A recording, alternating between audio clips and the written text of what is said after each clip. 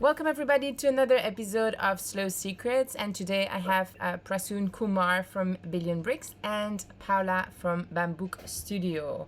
Prasoon, I'll invite you to share your wonderful project of Billion Bricks with our listeners. Hi, Julie. Thanks for having me, and good to see you after a while, and good to see Paula as well. So, Billion Bricks' mission is to build affordable housing, which is net zero, and to be able to build it at a very high level of scale with which we could really solve two of the biggest problems that we face in the world today. What a lot of people would consider as wicked problems to be solved, one of them being housing crisis, and the second one being climate change. We are a young company started in 2020, based out of Singapore, and we are building our first net zero, large scale affordable housing community in the Philippines. And from there on, we'll see how it goes and then take it all over the world. That's wonderful. And you and Paula met, I think, in the corporate world in Singapore. And then you both evolved into becoming these kick-ass entrepreneurs with a really nice, sustainable touch. How does it feel to go from corporate to this?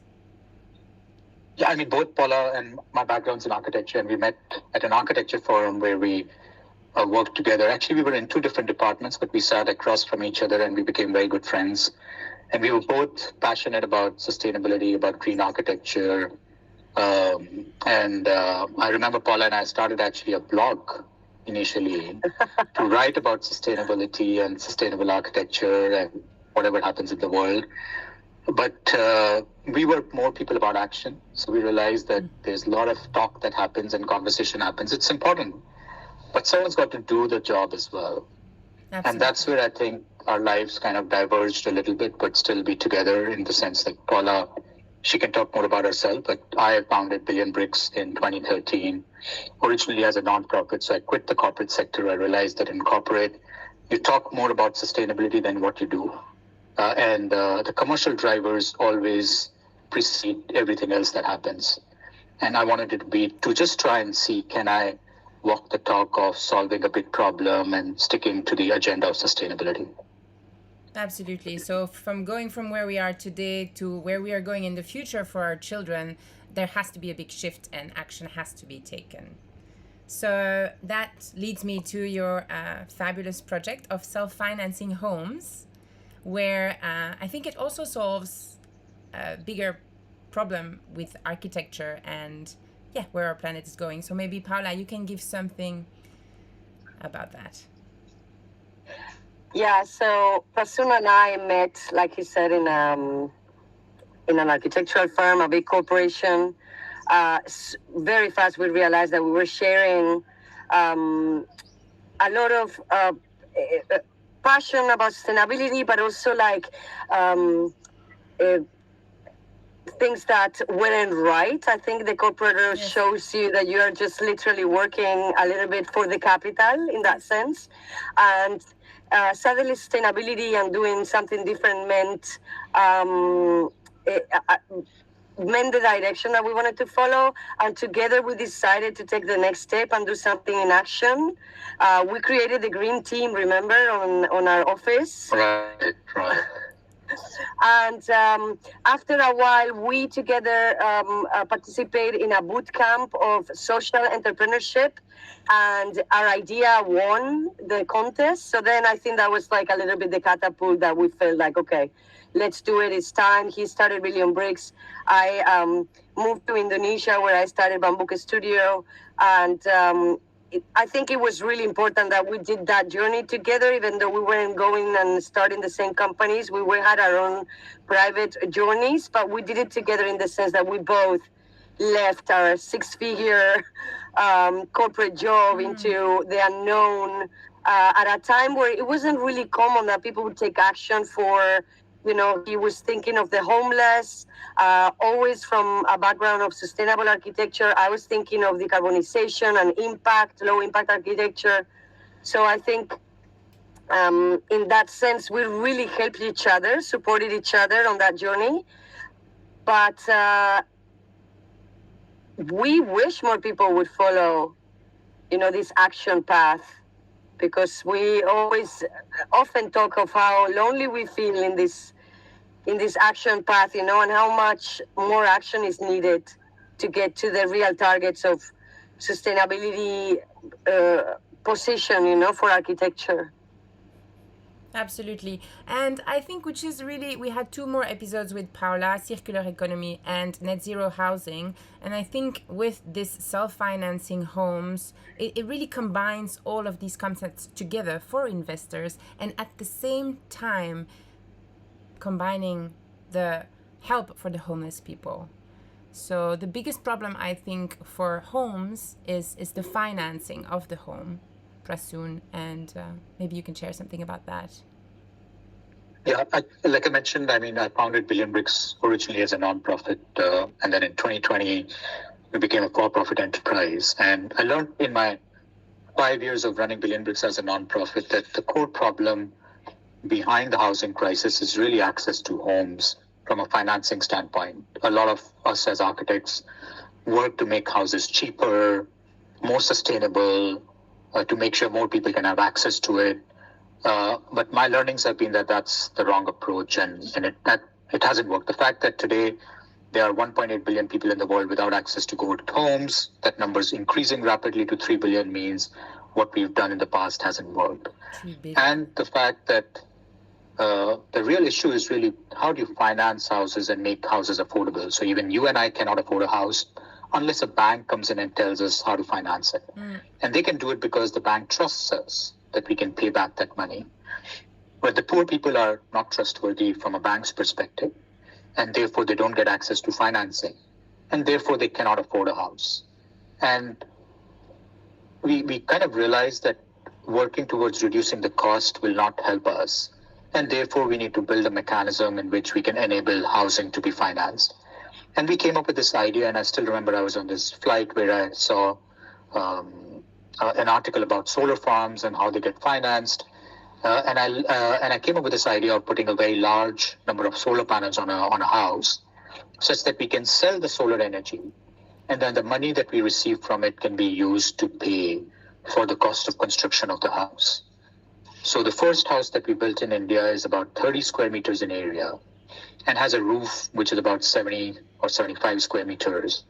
And the proportion of the house and the roof was kept in such a manner that if we were to sell the energy from the rooftop, the money that we would receive over 25 years would completely pay 100% of the cost of construction of the house.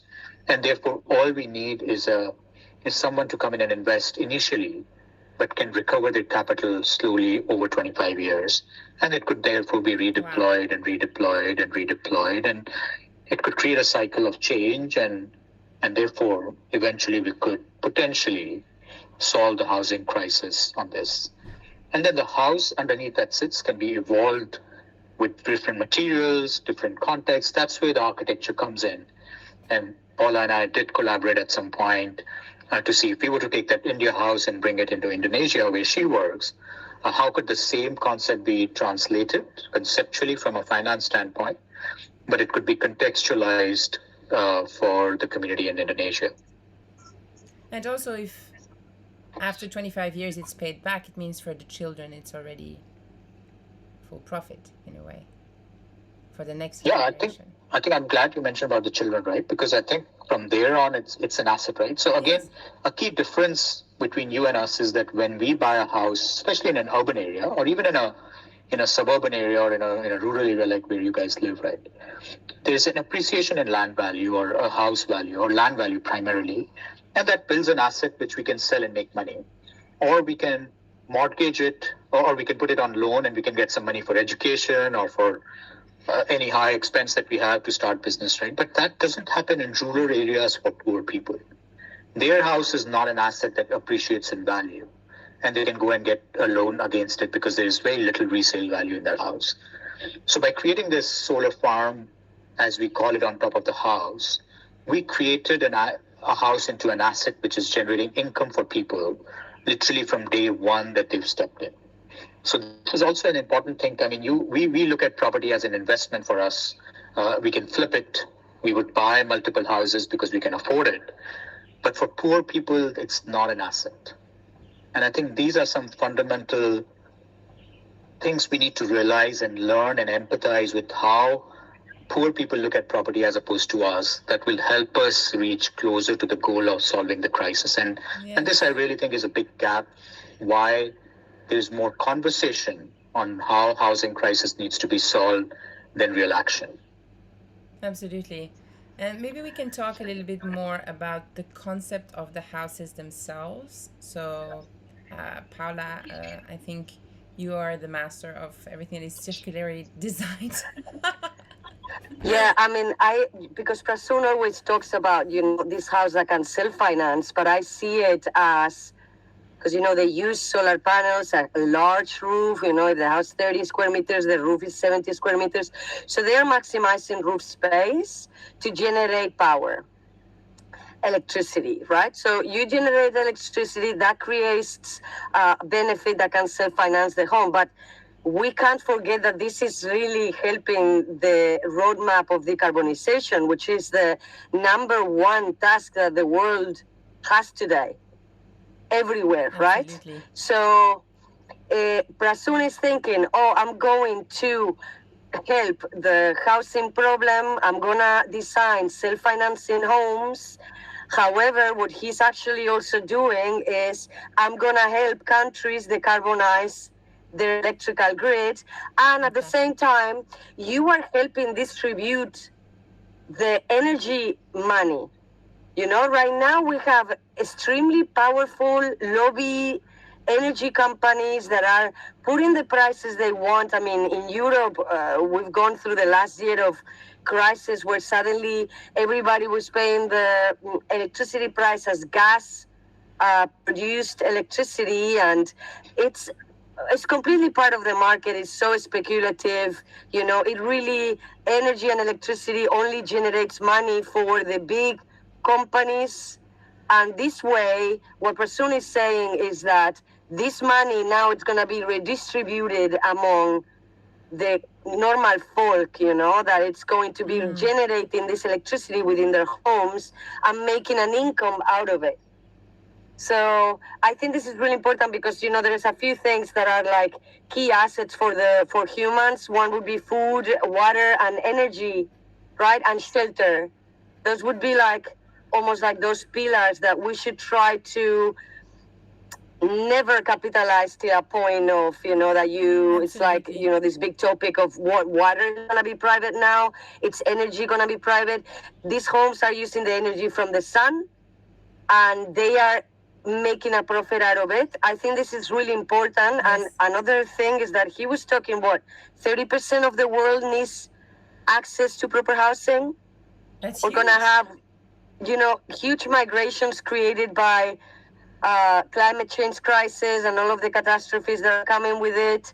And, all the wars and conflicts that are going to be the social unrest that is getting generated because of, the environmental crisis we're in. So I think this is not only a solution for the homeless now, but it's really a solution for basic, I would say, human rights, shelter and energy within a home, no? And I'm pretty sure he can talk about sanitation, and I'm pretty sure the houses also cover other aspects that are not just energy, but that are impact related to our activities and the architecture. So it's an incredible shift in perspective, no? Where housing suddenly becomes, a tool to help the world. Yes. In the road, in the roadmap of, the decade of action is now. So in that roadmap, Billion Bricks Homes are actually helping also in that roadmap, besides the problem of housing itself, right? And homeless. So Prasoon, maybe you want to add something to what Paula just shared. Maybe I'll show a little bit disagreement on one of the things that Paula mentioned, and I saw that you were nodding as well, Julie, and I think this will make your podcast more interesting as well. Which was the mention of the fact that the number one problem that we are facing in the world today is related to climate and carbon emissions, which I think is the number one problem for privileged people like us. We have the ability to have this perspective to say what happens to the world in 25 years, 50 years, 100 years for our children and for grandchildren. For the people we work with, they don't know if they'll survive for the next 2 years or 5 years. They don't have access to good food, good water, house, saving themselves from rain, heat, snow, basic weather conditions and stuff. And therefore, oftentimes we digress ourselves on this big lofty goals, which are 100 years down the line to save humanity. But we miss out on people that are dying every day or are close to dying. And they're just not on our radar. I come from the city of Delhi, and I grew up there. Today I'm 45 years old. Every winter in city of Delhi, 3,000 people die in the winter 3 months. That number has remained constant from when I was a kid until now and hasn't changed. While we are worrying about what will happen to our generation 25, 50 years down the line. And I think this is what keeps us from solving what the problems of today are and slows them down from solving as well. And that's where Billion Bricks is trying to say, one is what we mentioned earlier, that how Paula and I moved away from blog to actually doing, so that we need to action. Mm-hmm. And the second is the urgency of that action and to be razor focused on what is the core issue that we are trying to solve and how can we achieve it in the fastest way. And I think this is where it's been quite a challenge for Billion Bricks as well. I mean, in 10 years since I started, we have impacted about 15,000 people with access to homes or with access to other facilities in disasters and other situations. But this 15,000 people is such a tiny speck in the 1.8 billion people that need that access to shelters and other facilities, that it may sound like a big number, but it's actually nothing. So how do we scale to that level, I think, is crucial for us. And one of the ways we are doing and getting back into the subject of architecture and the question that you asked is, when houses are built, it requires a lot of additional infrastructure to be provided.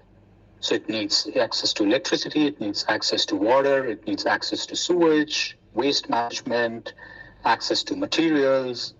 So we as architects can maybe go and build a house, but it won't be operational and functional until all this infrastructure comes. And who's going to provide for that infrastructure when we need hundreds of millions of these houses in remote locations where money is not there? So even if we can find money for architecture and the house can be built and self-financed, where do we find money for all these things, right? Yeah. And so Billion Bricks was like, okay, how can we make sure that all aspects of the house are covered and it's on day one a plug-and-play house? So of course I talked about the electricity that's produced from the roof, but we harvest 100% of the rainwater. The house cleans its own sewage, and it also grows its own food. The land area that we typically provide for a house in rural areas, in urban areas it could be different, can produce food which can offset up to 30% of calorie intake for a family. And therefore the idea is that how can the house be completely self-sustaining as much as possible for the family? Water is the only issue where we have to rely on rain, and we don't know how to solve it in any other way. But other than that, I think most systems within the house that make it operational are functional. The other key aspect of the house that we design and build is safety and longevity. So we use materials which we are sure will last and we can warranty for 60 years of lifespan. We make sure that they are engineered such that typhoons and earthquakes will not impact them. They're fire resistant and they can last. And therefore, we at Billion Bricks often do not experiment with new materials or new things which are not tested in the market. We generally work with fairly conventional materials because I think the safety aspect and tested aspect is more important. And we never look at using the poor as guinea pigs for our experiments of new materials and new technologies. So therefore, from architect standpoint, a lot of architects would come in and say, oh, you could have done this better. this doesn't look cool enough. You could have used a different material. I know the sustainable material, which is in Africa, which we could use, but that's not the driver. For us, the driver is for people to have access to the house in the shortest span of time, which is safe, and they can live in. Yeah. And we at Billion Bricks have done buildings which are far more sustainable in terms of materiality, but we realize that it's very cool as an architect to do it, but very hard to maintain it. And today we don't have access to people, labor in a lot of areas to be able to actually do it. And imagine the scale we are talking about, and what would that do if we were to use materials which today are so experimental and are manufactured in small quantities, right? So we were doing a project earlier as Billion Bricks in a rural village in India, and we were passionate about using local stone. And the goal for Billion Bricks was in 6 months to completely make the village sanitation enabled and open defecation free. But that stone local material, to get it in the quantities, was totally impossible in that time. So what is more crucial? And how do we balance this need for a sustainable material and the speed at which we want to build? And speed is related to cost. So if a project gets delayed from 6 months to 12 months, who's going to pay for that extra 6 months? So these are things that we keep very close to when we design and when we build things, to make sure that they are designed with this core goal in mind, which is to provide the safe homes at the fastest speed possible. And that also, I'm telling you, the fact that only 15,000 people have been impacted by us means we are so slow, even after having this mission. But also, you cannot design one model for a worldwide, right? Because architecture should be, like you were saying, materials. But I mean, I'm pretty sure in Philippines it's very different context than in India. And India being so large, if you were in the north versus the south of, you have different climates, you have different access to different building materials, you have different local expertise, right? Like traditional architecture, people that you can work with. So the exercise of Billion Bricks has always need to be kind of custom made, right, for each location? Yeah, so I would make maybe 2 comments on this, right? So we as Billion Bricks, I mean, considering the fact that my heart is of an architect's heart, right? So I do believe in this thing of contextualizing. So we do contextualize when we are now building from India to Philippines, right?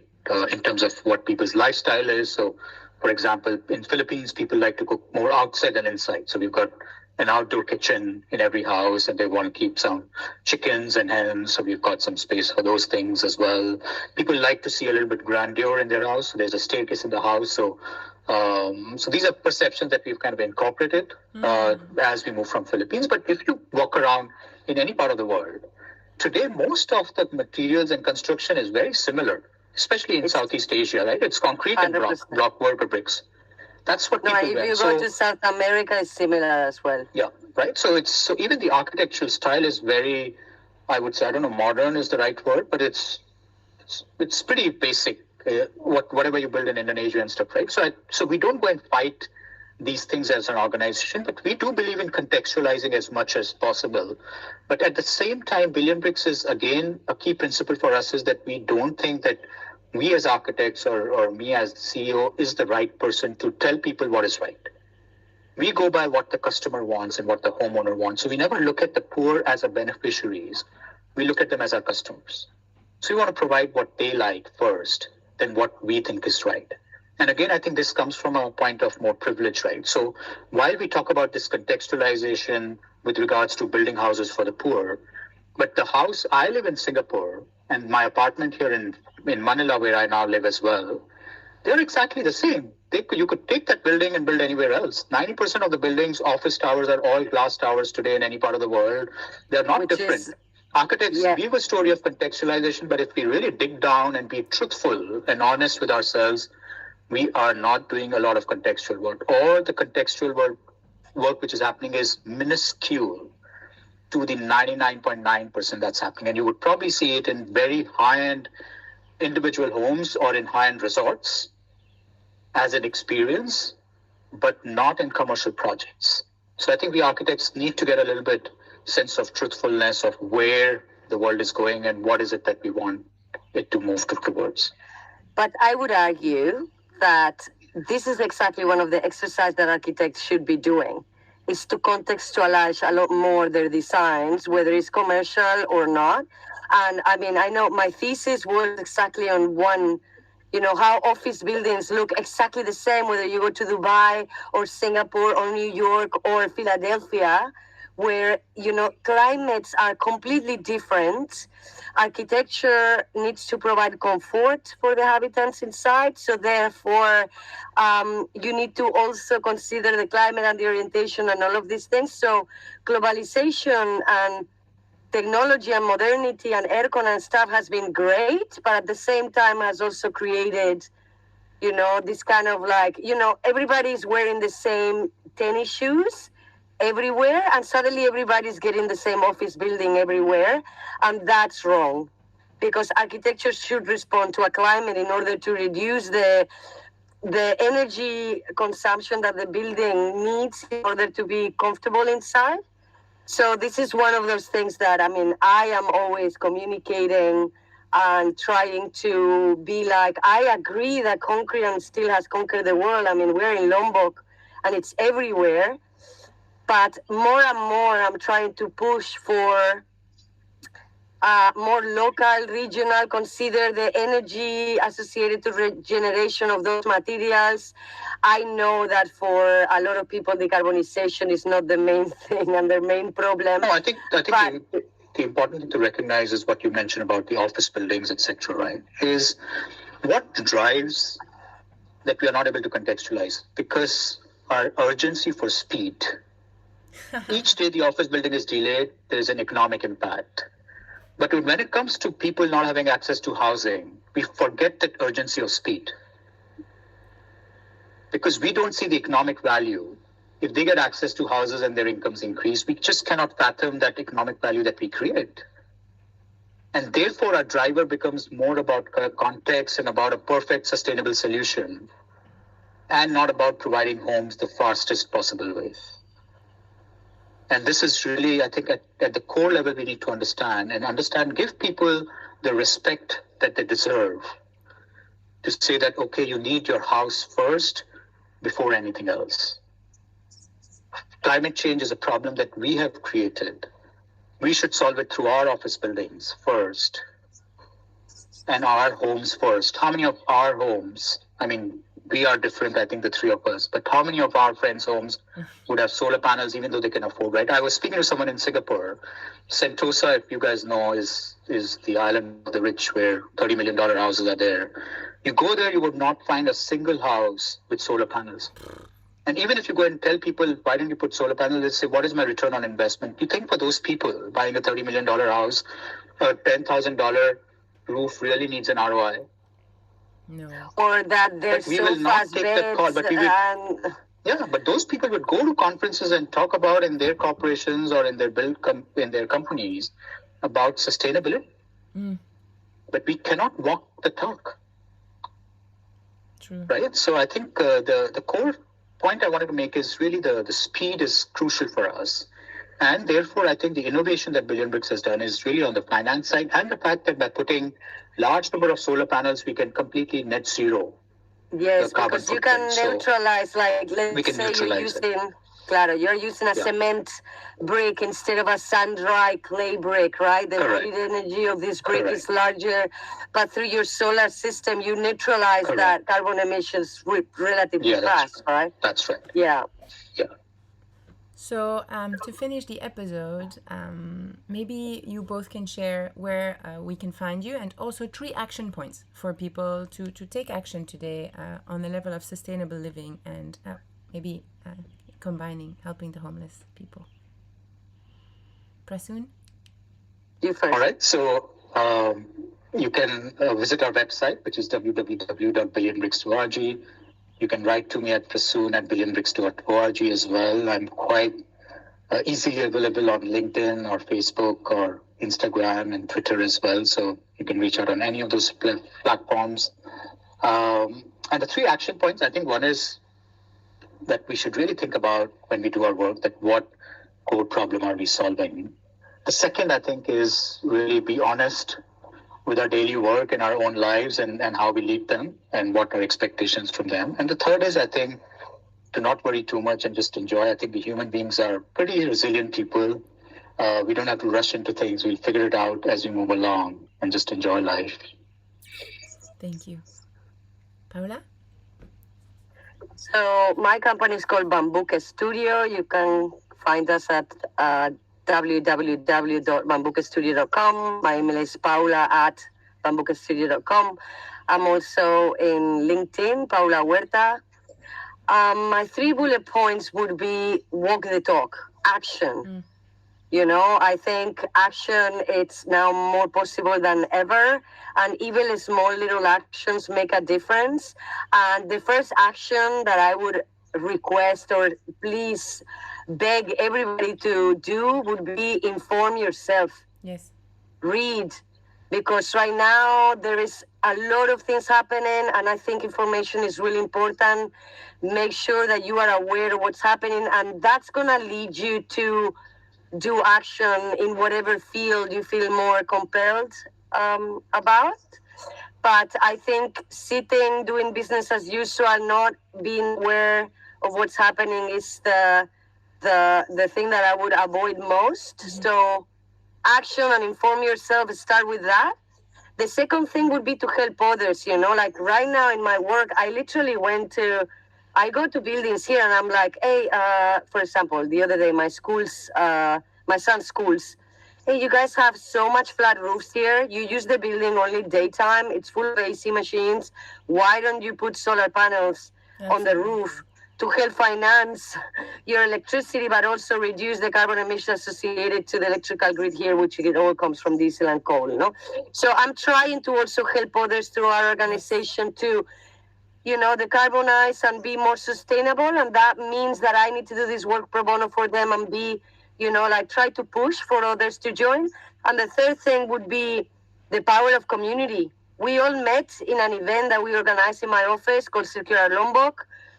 A lot of things happen out of that event. I created the Lombok Eco Flea Market. When communities meet together and the right people meet each other, I think there's a lot more action happening. So I think that would be my third bullet point of something really important that we cannot devaluate, because it's really something that I consider it's going to be the transformation of the world, how communities together can engage for change. Fantastic. Thank you so much, everyone, for listening. I'm going to link all of these beautiful links in the comments, and I wish you all a beautiful day. Bye. And Prasoon, we can't wait to go and check one of your power heights in Philippines when you do it. That's right. Maybe that's what we should do, right? Maybe end of the year it should be ready. Yeah. Where are they located? In Manila. Manila. Great. Yeah, I love the Philippines. Cool. All right, thanks so much, Julie. Thank you so much. Let us know when this is out, and thanks for inviting as well, and good to see you after such a long time. Yes. Okay. All Have right, a nice Paula. day, everyone. See you. Bye-bye, Bye-bye. guys. Thank you. Bye. Bye. Slow secrets.